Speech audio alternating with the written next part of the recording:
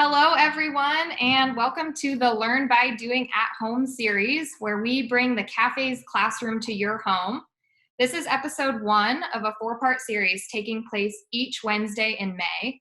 My name is Allison Fishlin. I work in the Dean's Office for the College of Agriculture, Food, and Environmental Sciences, and I will be moderating today's class. Today, Benoit Lecotte, head of Cal Poly's Wine and Viticulture Department, will be teaching all about Bubbly. So this is a condensed version of a class that Professor Lecotte is teaching for our students who were supposed to go on the European wine tour.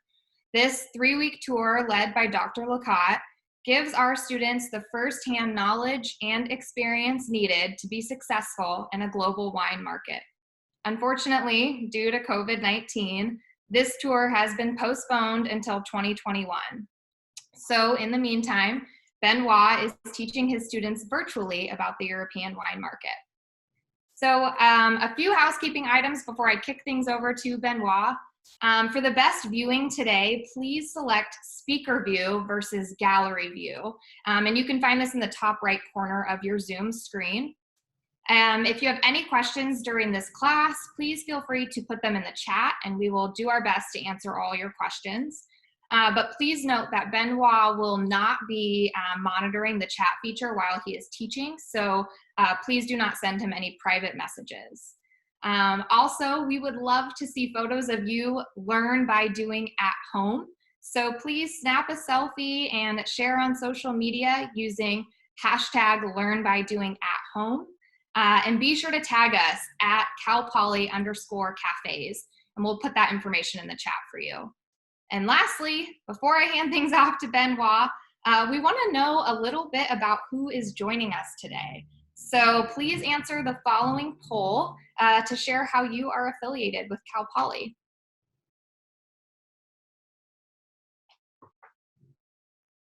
All right, we will give it a minute while people answer. Thank you for participating. Benoit, it looks like the majority of people logged in today are alumni, which is awesome. About 52 people out of our 92 are alumni. We also have quite a few parents joining. Thank you, that's awesome. Thanks for joining us today. We've also have some friends of the university, a couple of students and employees, and we also have a few donors. Thank you so much for generously supporting Cal Poly. Well, great. We will end the poll. Thank you all. Now, I will kick things over to Benoit. He is joining us today from Cal Poly's current pilot winery on campus. Many of you may know that by next year, we will have a new and much larger winery here on campus, and we will talk about that a little more later. But without further ado, Benoit. Yes, thank you very much, Alison. Hello, everyone. I'm very glad to be here, and I'm also very happy to see so many people attending this class.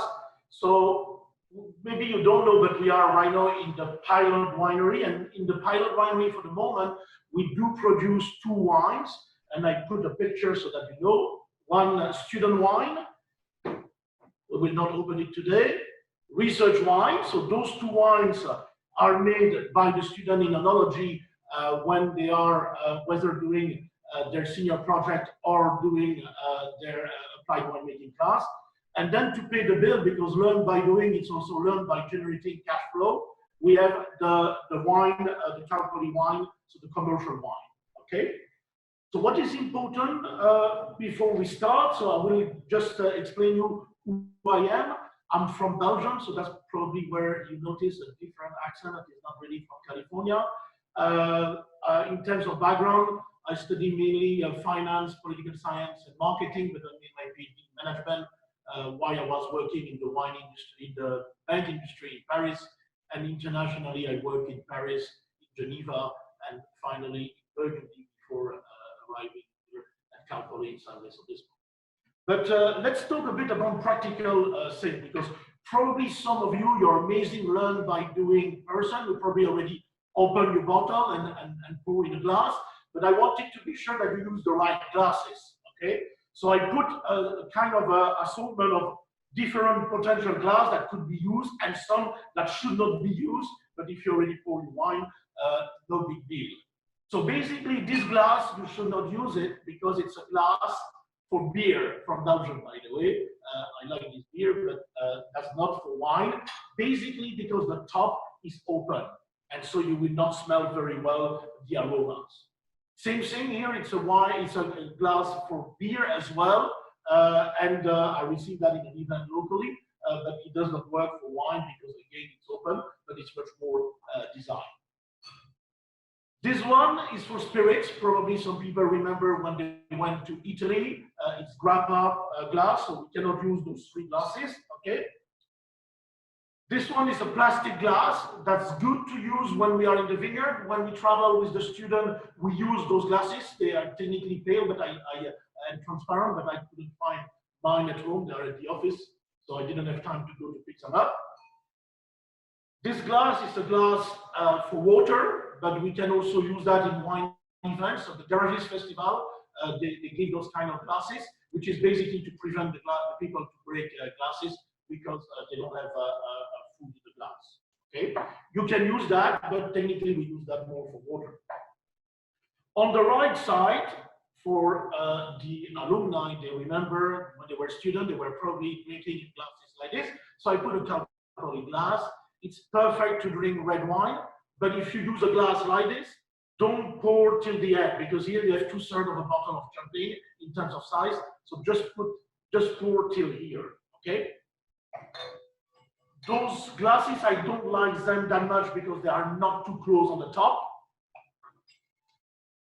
This glass is the perfect glass for people who are working in their wineries, and the one I will use because I don't have a flute, or in fact, I don't like drinking the flute. So basically, drinking what you like to drink, like what you like to taste. This one is a riddle glass that was basically given during the wine spectator tour, what they call the Grand Tour in Vegas last time, and it's an amazing glass to taste because it's perfectly closed and you can smell all the aromas. So if you didn't open your bottle yet, and I know some colleagues already did, so I want to be sure. So to maintain my temperature in the bottle, I brought a small trick. It's a nice pocket, you can buy that nearly in any wine store. And so my temperature stays perfect.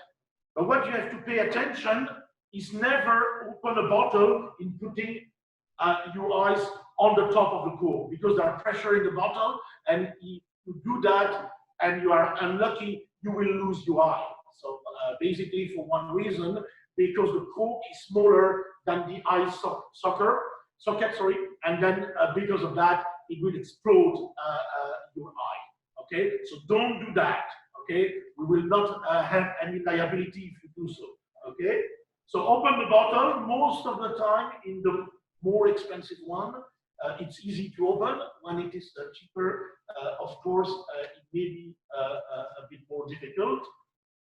And the key thing is to open very easily the cage wire, as we call that in the champagne industry. Always keep your hands, one finger or the whole hand, on the top of the cap to prevent the cork to pop out. Okay? And it's also safer for everyone. Last time I didn't do that. It also happened by doing to us. The bottle basically was not stabilized very well, and I put a lot of champagne on the selling of a colleague. Okay, so right now we also withdrew the cap. Don't throw them away because some of them worth more than $100 for collectors.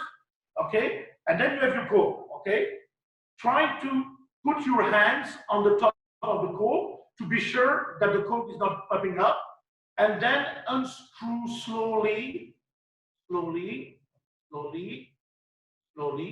okay?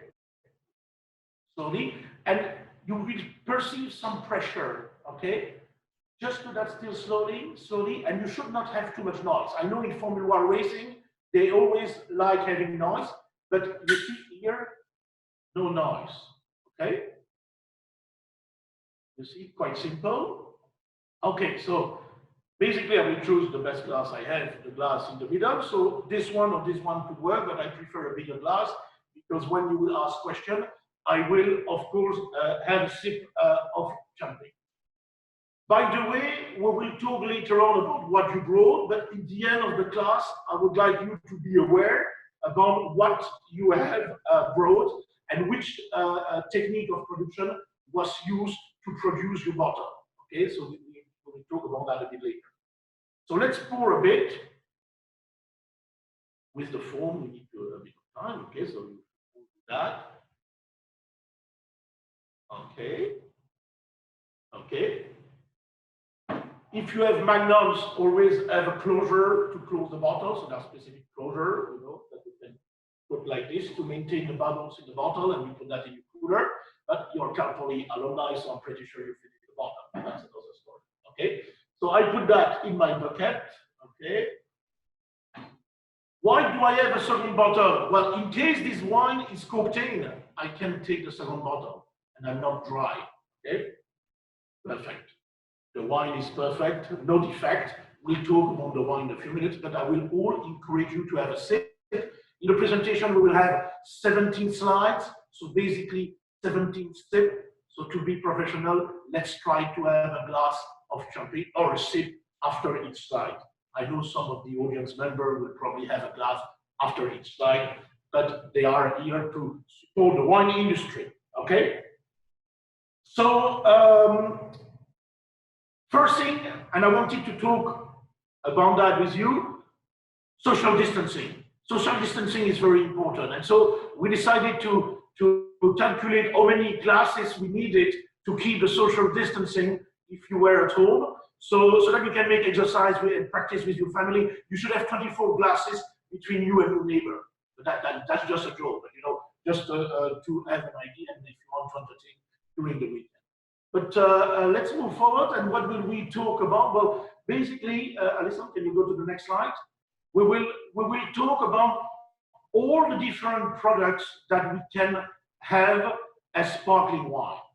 We were a bit nasty when we asked you to bring a champagne, because in California, at least if you are born before 2006, which I assume most of you are, if you are not 21, you're not allowed to drink, you should remember that.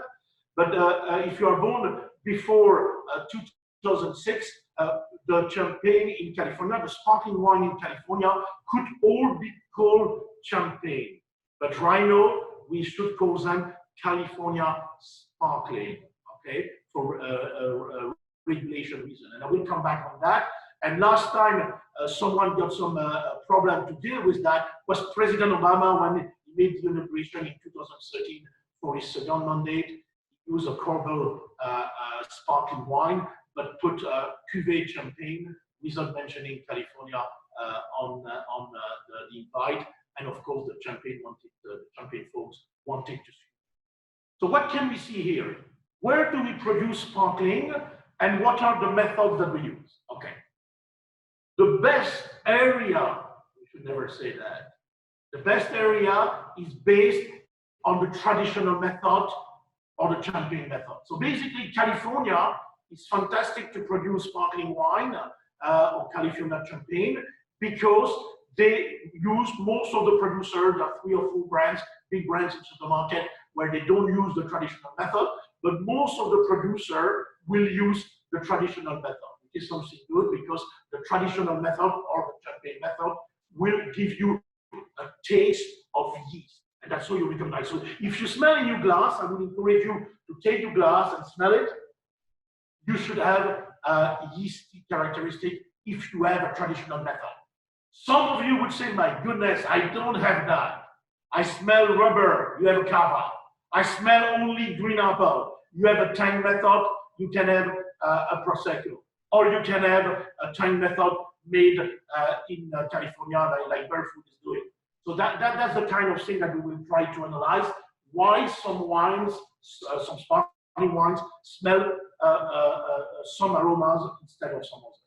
So when you see on the right side, so on the French map, we produce a lot of sparkling wine in France, but the most renowned one is champagne, okay? And by definition, when you see on the label champagne from France, and it's important this term because it should be from France, you need to pay attention because it's a great thing. It's minimum by regulation, 12 months on the lease in the aging in bottle. And I will come back on that in a few minutes. The Cremant are 9 months in the lease. The Cava are 9 months in the lease. The Franciacorta are a bit more in Italy. So we will talk about those different families in the end of the session. But roughly, when you are in northern part of France, we make Champagne or we make Cremant, okay? And the Cremant are basically like the Champagne or the Champagne method, except they are not done in the Champagne region, okay? When you go southern, it's a bit warmer, so that's not the same variety we will use. And in the Cava area, in Spain, next to Barcelona, they make traditional method. When you go to Milan, they have Franciacorta, they make traditional method. And when you go a bit southern in Veneto, that's where they make Prosecco, amazing value for money, but not made probably with the traditional method, made with the tank method. So basically not as complex on the nose. So after one slide, what do? We have a glass of champagne. And we'll launch a poll now so everyone can share what they are drinking. Yes. By the way, when we are talking about that, I will need to get it on the poll. Okay. But when we talk about that, you see on the left-hand side, so on the right, on the left-hand side on the screen, you see a map of California, and basically the best area for sparkling is really in cool area and in Carneros region because of southern Napa, because of the Petaluma. That's where you have really amazing blocks to produce great sparkling, but also a bit northern in Anderson Valley region, but also if you go to Oregon. Don't forget that locally we have also amazing producers. So Leticia in Rio Grande, they are doing also a great job. So that's very important to have an idea where do we produce, which kind of method do we use, and the traditional method or the champagne method is the best one. Let's go a bit more into detail to know what is the traditional method or the champagne method and what makes it different from the other methods. So can we go to, we need to share the... Yeah, so the poll results, Benoit, it looks like we only have about 25% of people who brought champagne, but a lot of California sparkling. Good. To everybody for... Probably we have a lot of traditional methods. Do we have any people with Cava? We have 5 people with Cava. And do we have people with Prosecco? 12 people with Prosecco and 4 with Cremant. Perfect. And Cremant is in fact like the champagne method, except it's not produced in champagne. By the way, it's always a good deal because it's half the price. We do have 15 people who selected other. So if you were one of those people, feel free to share in the chat what you are drinking. And the great thing in the conclusion, if you don't know in which category it is, we can discuss because we will not have time to cover all the categories in the presentation, but there are some weird categories in South Africa. They also they produce sparkling wine in Tasmania. They also produce in China, and they also produce in Brazil. So what is important in the family of production, in the wine techniques production families? First, the traditional method or the champagne method, the best to create complexity. Of course, the best, if you like me, the yeast characteristics, okay? If you like green apple, you would say the tank method or the Charmat method, as the Italian would call. I prefer Prosecco, okay? But the big family, traditional method is like champagne. Transfer method is basically close to the traditional method, and it is for large and small format. And the traditional method is mainly used for the Cremant production, the champagne, obviously, the Cava, most of the Californian sparkling wine, and also the Franciacorta or the Cape Classic in South Africa. When we go on the other end, in the tank or Charmat method, basically they make the second fermentation in tank, and I will explain what it means. To make sparkling wine, we need 2 fermentation, one in tank and a second one technically in bottle, but in this case they will make the second one in tank, which will decrease in fact the complexity of the aromas, and I will explain why in a few minutes. And then there are plenty of other methods like the ancestral method or natural pétillant method. You have also the regional method like in Asti in Piemonte, in Lambrusco, in Emilia-Romagna, and we have also a version that is nearly not used anymore, the carbonation, which is not really that complex. So that's the reason. And while we have a question, can you elaborate on the, and I'm going to butcher the pronunciation of this, but the Charmat method? Yeah. What is that? And yeah, if you can elaborate. So in the next slide, we will see how we make the traditional method. The tank method, so if you want to create the bubbles, we will inject some liqueur de tirage in the bottle if we do the traditional method. But instead of doing that for the tank method, we will inject not in the bottle, but in the tank, okay? And so the complexity of the wine will not be the same, because when you unprison the liqueur, the tirage, in your champagne, you will basically have a smaller contact in the neck of the bottle, which will create the autolysis phenomenon, so a huge complexity of the aromas with the deck heat. But I will explain that in the next slide. And then we can talk a bit more about the time method if it were not clear. Okay, so how do we do champagne? Well, like any wine, first we need to grow vines, okay, first thing. Then we need to harvest, okay, and then we need to bring the fruit in the winery. One thing important, it's hand harvest, because we don't want to have any juice or skin that are damaged, because we don't want to extract color. When we press, we will press as soon as possible when it arrives in the winery, because we want the sparkling, or the wine at that time, it does not get sparkling. We want the wine to be pressed very quickly to be sure that it will not get oxidized. We will do that in a gentle way, but we will press as soon as possible. The second thing we will need, like for any white wine, because in the beginning it's like a white wine production, we will need to create the first fermentation. So we will put, when we press the grapes, all the wine into a tank, and whether we use natural yeast or industrial yeast, we will basically create the first fermentation. So what is the fermentation? The interaction with the juice and the yeast will basically turn the sugar into alcohol, okay? And then the third point, you will have plenty of tanks in your winery, because some blocks of your vineyard will be picked at different days, and they don't have exactly the same properties. You will have different varieties.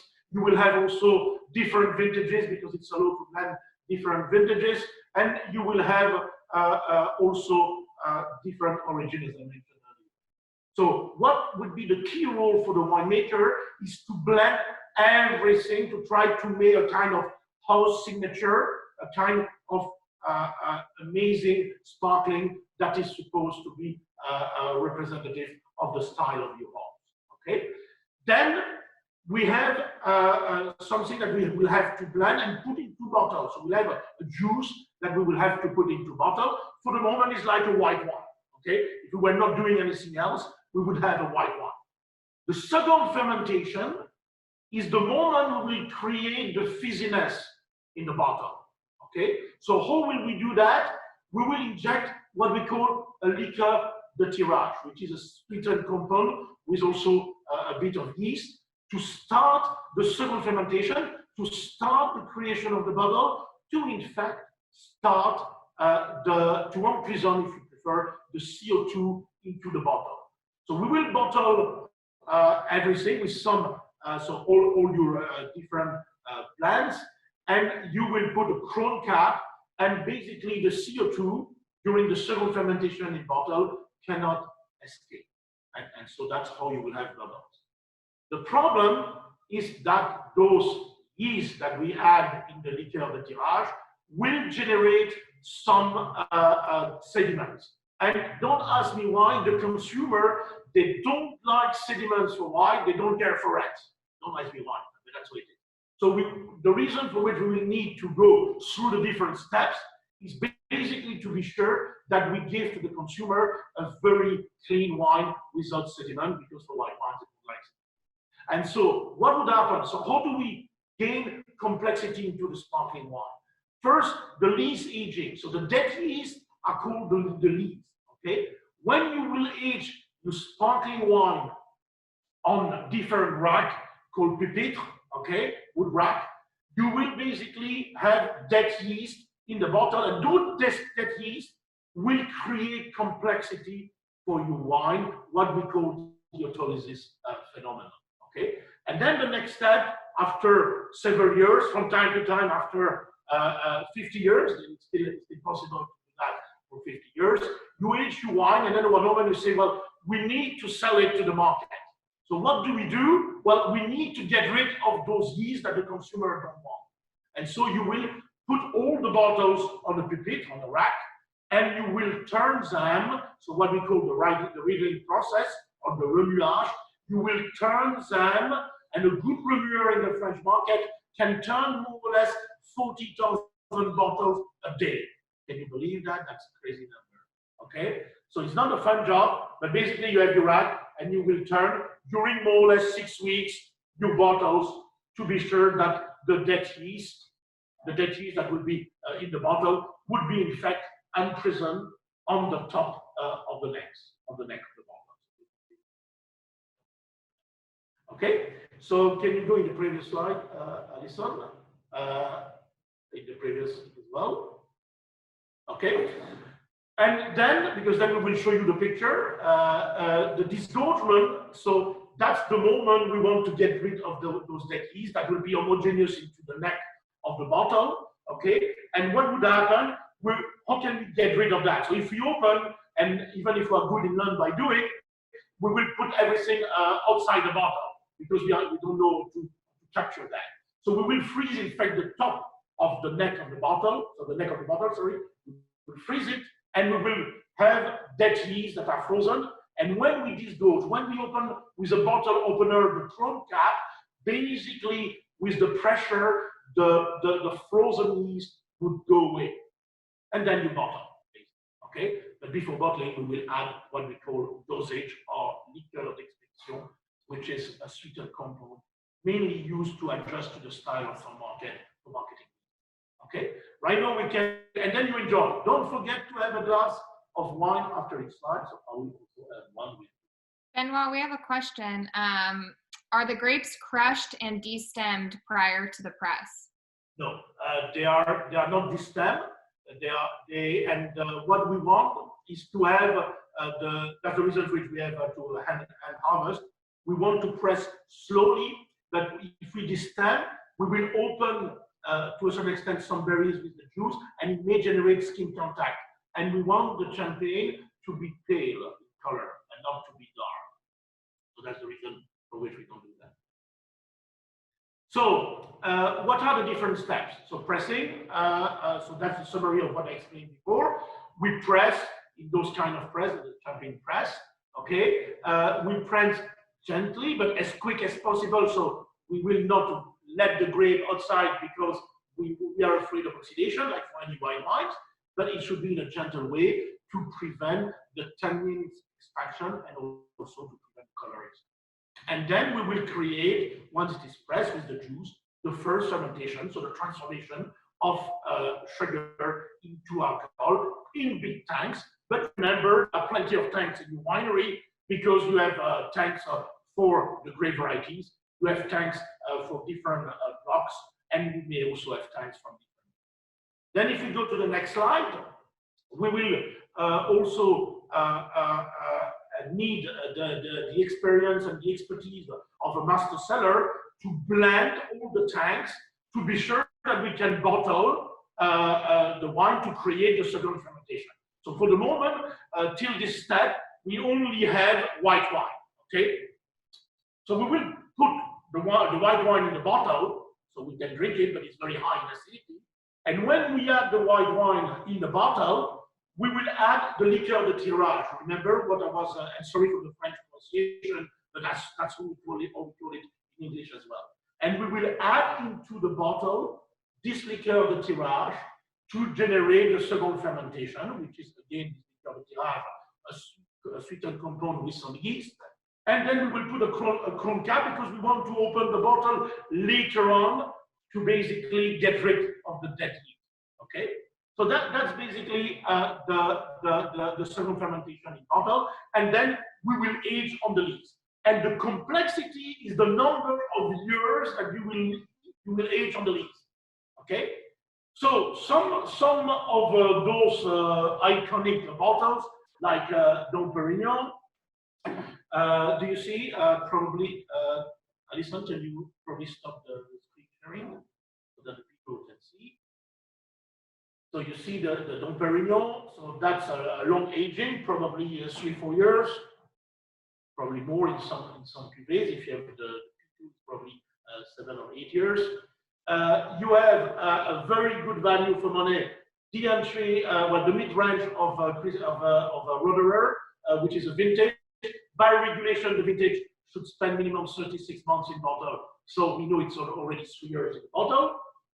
And then you have an amazing one, also from Roderer, Cristal, but the Cristal is much more expensive.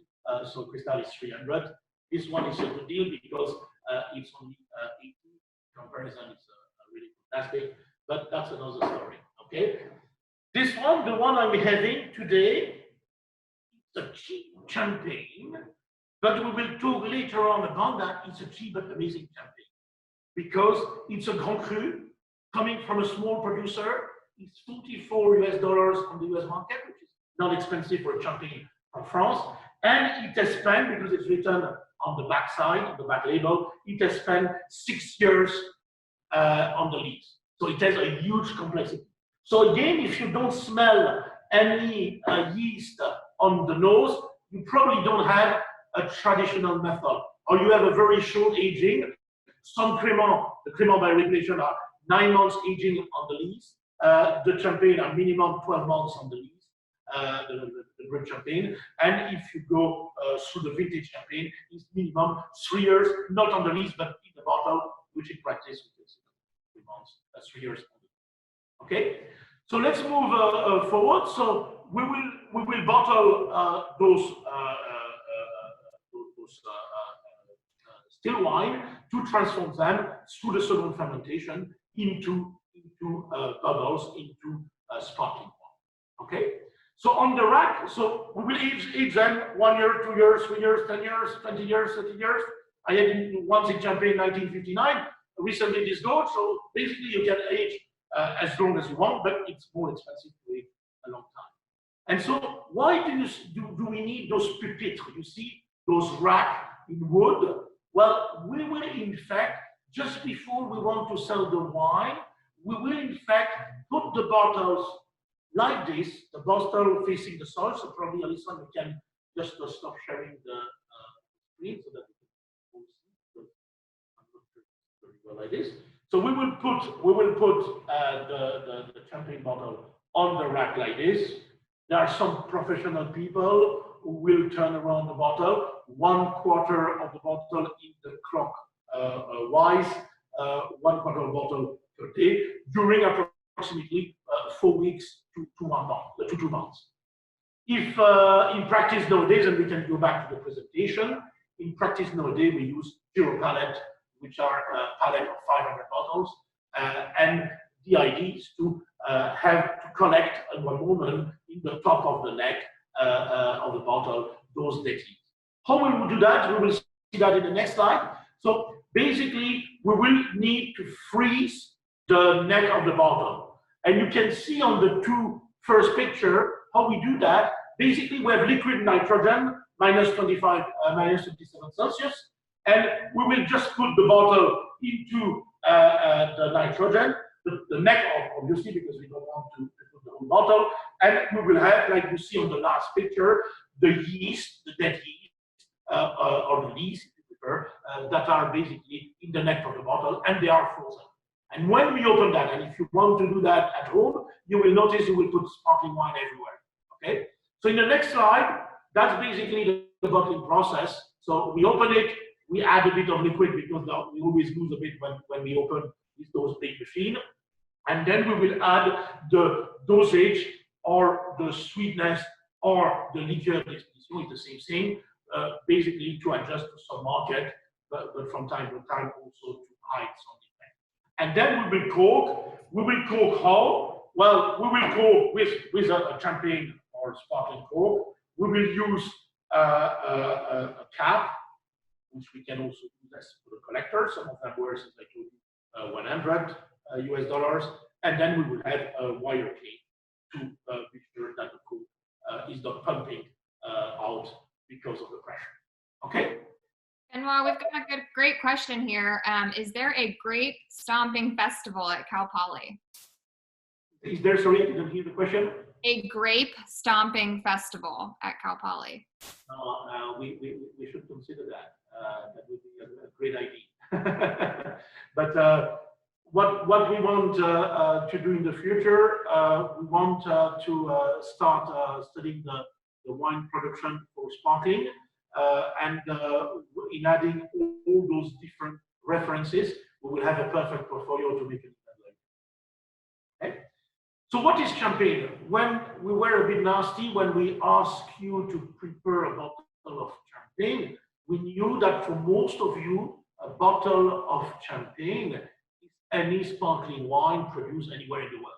Well, the reality, a bottle of champagne since 2006, because there was an agreement between the United States and the European Union. Since 2006, you can only call champagne a brand that is made in Champagne, except for the brands that pre-exist the agreement, and that's the reason for which Barefoot, Andre, Coke's brand, and also Cobbles still use the term California Champagne. But technically, you can only call Champagne the sparkling wine that is produced in France, in the Champagne region, in a specific area.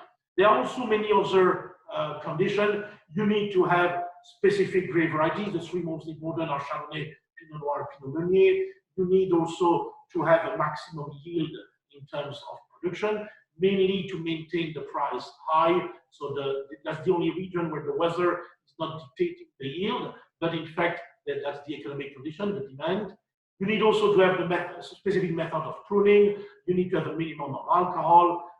You need to have a certain fermentation in bottle. Otherwise, if you have only one, it's what we refer to the ancestral method, only one fermentation bottle in total for the wine.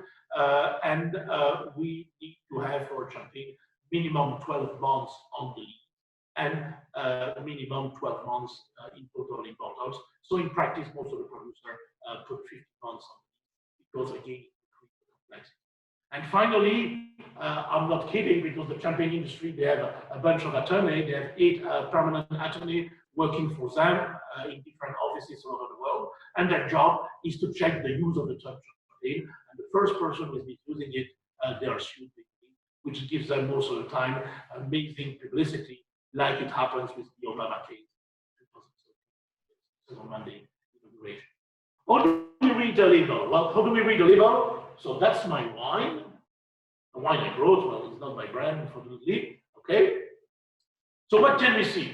Well, we know it's a champagne. So when you have champagne, if it is from the United States, it should be written California champagne. So we know it's not from the United States. We also know it can only be from France, because that's the only region where you can put it in the area. From Bonville is the name of the producer. Then we have the weird term, Grand Cru. Grand Cru, you have 17 villages out of the more or less 200 villages in Champagne that are classified Grand Cru. And that's the one you should purchase. Each time you see it on a bottle of champagne, Grand Cru, buy it, you have no risk. But when you know a bit more in depth, there are better villages. And this one is coming from Avis, which is an unbelievable village where they produce amazing Chardonnay grape variety. If you prefer Pinot Noir, you have to go to Ambonnet, which is also an village. Extra Brut, you remember when we talk about the bottling in the end, before we release on the market, we will add some dosage, some sweetness, or some liqueur d'expédition, the same thing, to adjust to some market segments. What you have to try to find is the bottles that would have the lowest sugar as possible, because the sugar you can always shade. If you have too many sugar, you can hide the quality of the wine. And here it's an extra brut. If you have extra brut, zero dosage, no dosage, you can buy them. They are on the lower side. And the back label is probably one of the best back label for transparency, because you have all those information. So when we teach the student, that's a bottle I like to show them, because they say that the bottle is a Grand Cru. They say that the bottle is a Blanc de Blanc, so only made with white grape. So it is Chardonnay. They say in the Grand Cru that the village is Avis. They also say that the dosage is low, and we know that also because it's an extra brut. And they also mention the number of years that it was aged in bottle. So 5 years, if I read correctly, far from here. So basically, huge complexity, because the more you age, the higher the complexity would be. Let's have a sip of champagne. So right now, it's your time to work, because I work already enough. I will have a small glass of champagne or sip of champagne, but you need to identify which wine do you have. So based on the region, you know the technique. Based on the technique, you may know the region. So what can we say? Well, the traditional method, which again, if you like the yeasty character, if you like the brioche, if you like the bread, that's for me the best method for the complexity on the nose. If you prefer green apple, nothing wrong. You should always bring what you like. The time method is also a great alternative, and that's where we use in terms of production Prosecco, and also in Germany for the same. Okay. The traditional method, if it is a cava, you will have minimum 9 months on the leaf.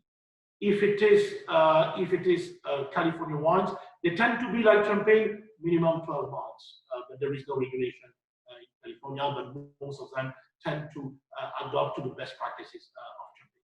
And I will explain you why in a few seconds.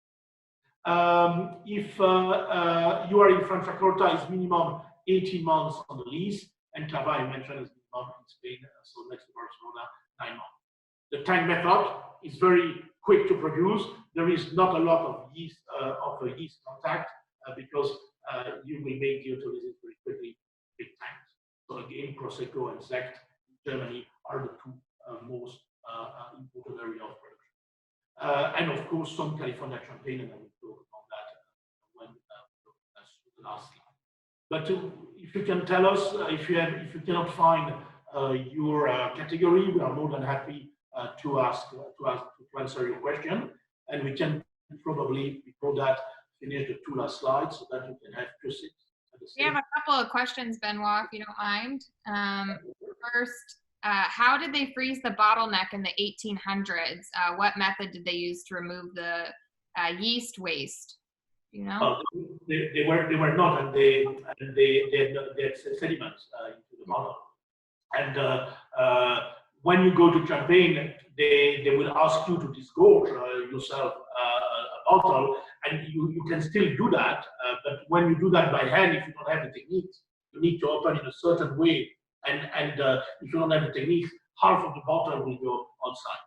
So they were basically, they didn't have the technology at the time yet. Okay, great. And then another question, are all of the champagne labels from France required to have the info shown on the bottle that you showed us on the last slide? So all the bottles from Champagne would be labeled Champagne, but unfortunately, not all the bottles will have the detail of the Franc-Bonville producer, where it's very accurate what they put on the label. But most of the bottle, look here, we have a Dom Perignon, we have the vintage, we have the brand, so it's part of the group Boite Chandon, and that's it. So because it's a vintage, we know it's minimum 3 years in bottle before being sold, so we know that they will have 3 years of this contact.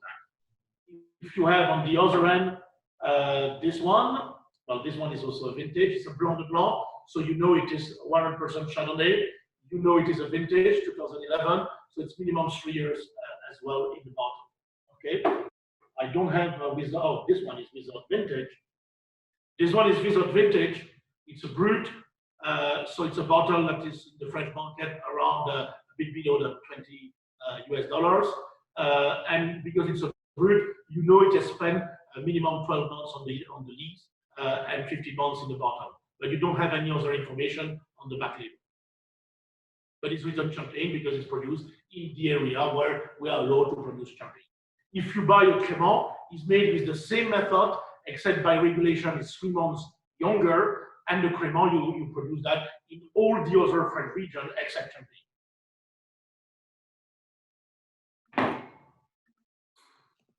So, to summarize, when you purchase a bottle, irrespective of the sparkling you want to purchase, first thing, buy what you like. Okay, that's always why I recommend what I recommend to the student. If you have a taste that the vast majority of the critics they don't like, they don't care, you need to enjoy what you like. Okay, first.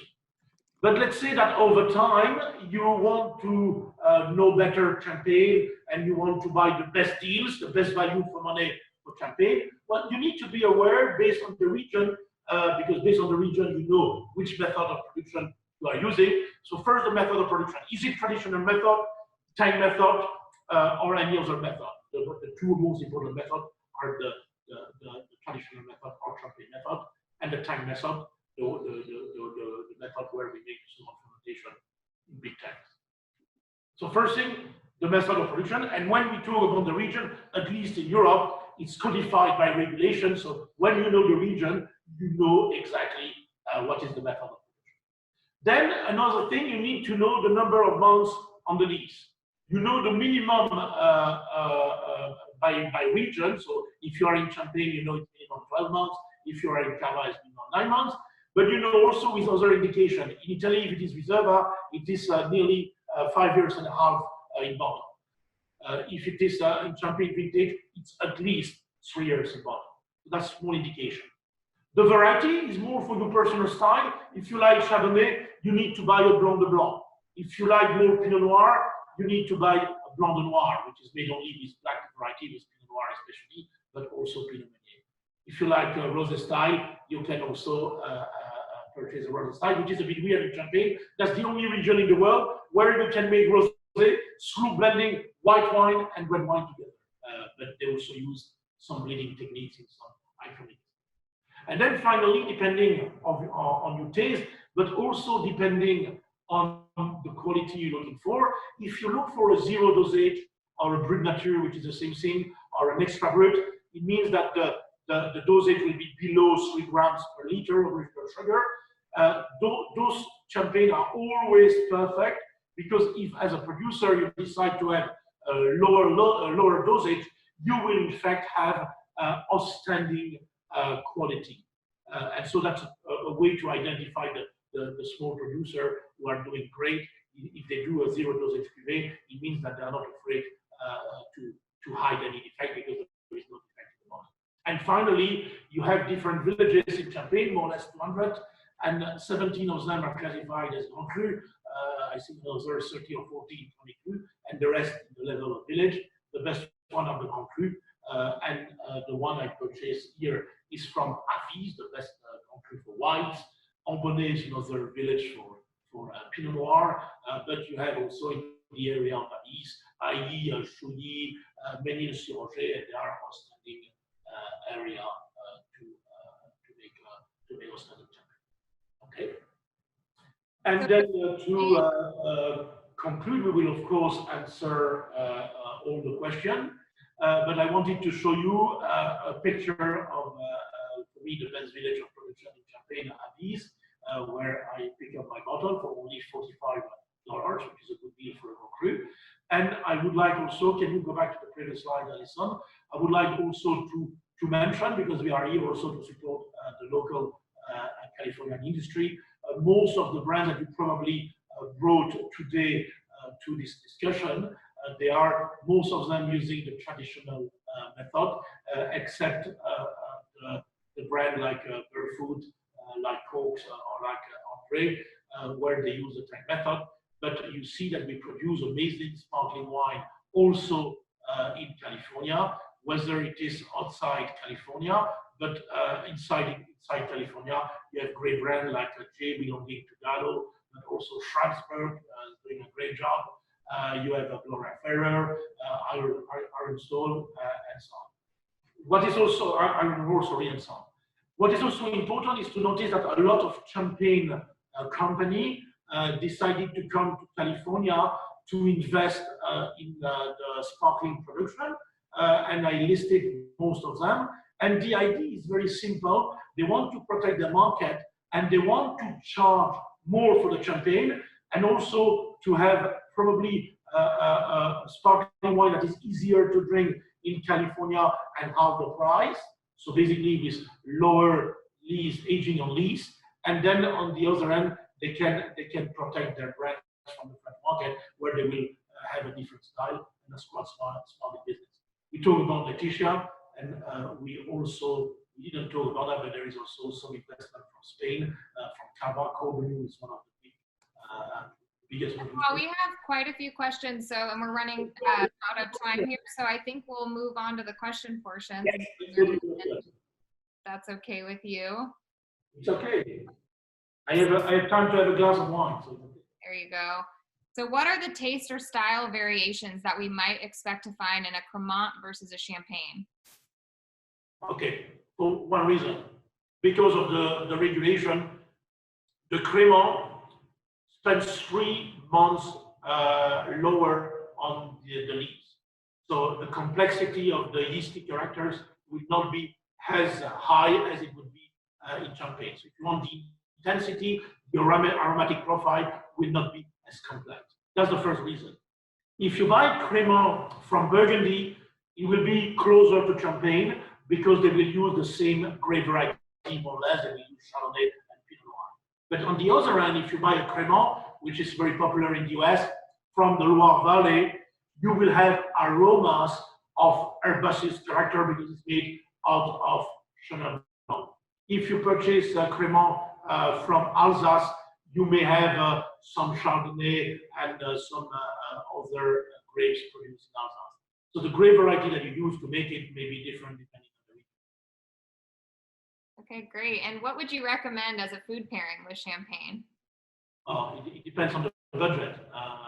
Oysters is always going very well, but depending on the complexity with the lees, you can also have that for the whole dinner. So we will start with a very dry champagne, very easy drinking, probably not with a lot of complexity. So like this champagne, so which is a basic cuvée, just with the oysters because we want the high acidity. And then if you go with the first course, you can probably go for the contrast with some salmon, probably more cooked salmon than smoked salmon, because with the contrast it will pair very well, and champagne is always high acidity. And then probably for the main dish, you can go with some chicken. Don't be afraid, with probably moral sauce with some mushrooms. And you can go with a more vintage style with more aging. And in the past, you can also have a sweet champagne because we used to drink the champagne much sweeter in the end of the dinner. So you can have also sweet version of champagne. Okay, so next question, and I apologize in advance that I do not speak French, so I'm going to butcher some words here. If someone has a 1947 dry Monopoly, I don't know, champagne from France, not stored properly, would you open it, and is it consumable? Well, you don't know till you open it if it isn't great. So yes, I will open it. I will not throw it away. If it's not conserved or stored properly, well, you need to open the sooner the better, because you will have some oxidized characteristics. It could be the beginning of the oxidation, or it could be completely dead, close to vinegar. But if the color is not too dark, it should be okay.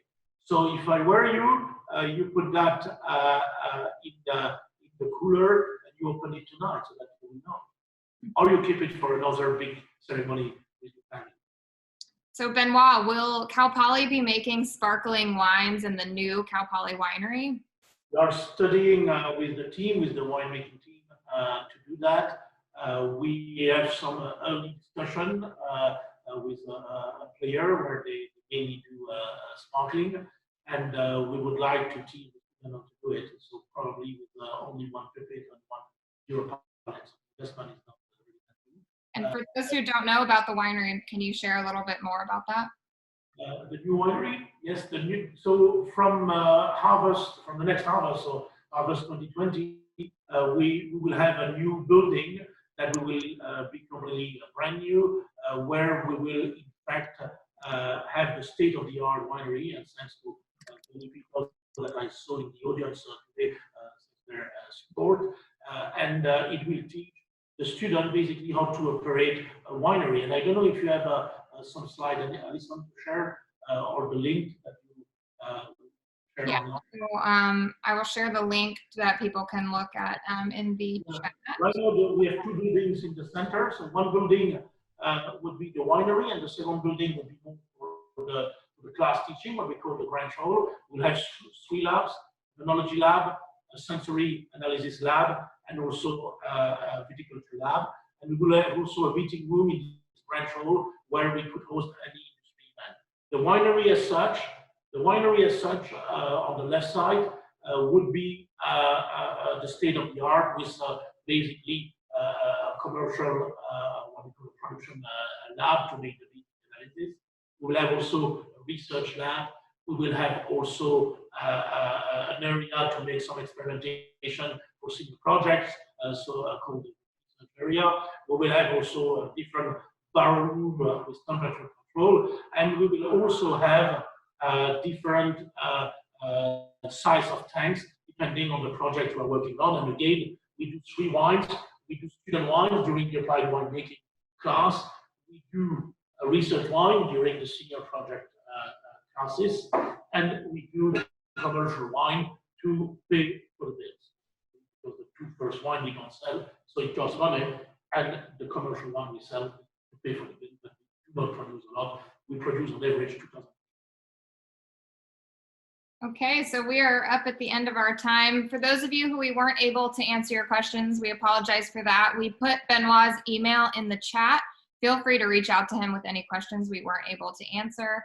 We also added a link to where you can learn more about the Justin and J. Lohr Center for Wine and Viticulture in the link, and where you can buy Cal Poly wine or join the Cal Poly Wine Club. We will also upload a recording of today's event on cafes.calpoly.edu.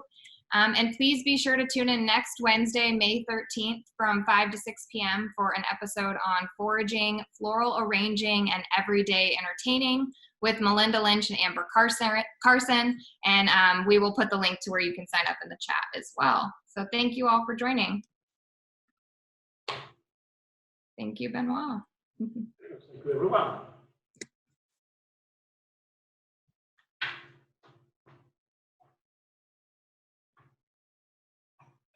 Cheers, those who are still connected. Cheers, Benoit. Did you smell the rubber characteristic for the cava? Yeah. Yeah. It's because of the grape variety.